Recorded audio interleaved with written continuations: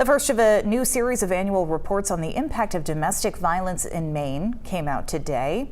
The report says more than 14,000 Mainers turned to our state's domestic violence resource centers for help last year. About 12,000 of those individuals said they were directly experiencing abuse and violence. And equally disturbing, nearly half of those calls came from homes with at least one child.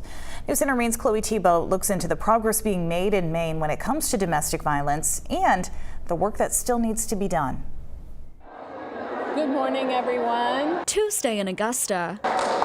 People in purple, ready to discuss a difficult topic, domestic violence. The work that we do is really invisible. Francine Garland-Stark is the executive director of the Maine Coalition to End Domestic Violence. On Tuesday, she shared findings from the coalition's first ever impact report to bring light to the reality of domestic violence across the state. Leaving is complicated by numerous factors, including abusers who continue to stalk and harass after their victims end the relationship, and by systemic factors like poverty and lack of housing. Factors advocate Pam Morin understands firsthand, having been in an abusive relationship herself years ago. There was a lot of jealousy.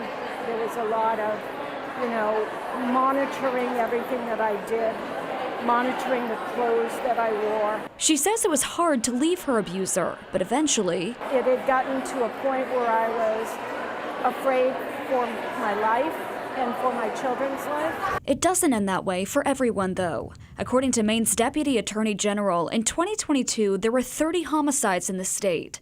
Of those, 16 were related to domestic violence. Despite those numbers, a sign of progress. Now the Domestic Violence Homicide Review Panel works very closely with the Coalition and the Commission, with everyone working towards a similar goal of helping people. Helping people in new ways as of last year, with money to create a rapid rehousing program and liberation fund for survivors in our state, while at the same time trying to end decades-old stigma. I remember on the hotline in the 80s how often people wouldn't even want to tell their families because they felt so much shame, and that they were going to hear, "You made your bed, you lie in it." A narrative these advocates say is changing.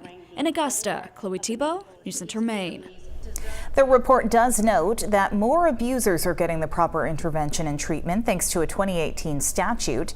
You can read more about that on our website and News Center Maine app. And of course, if you or someone you love is in a violent relationship, the Maine Coalition to End Domestic Violence has a 24-hour helpline. That number is 866-834-HELP.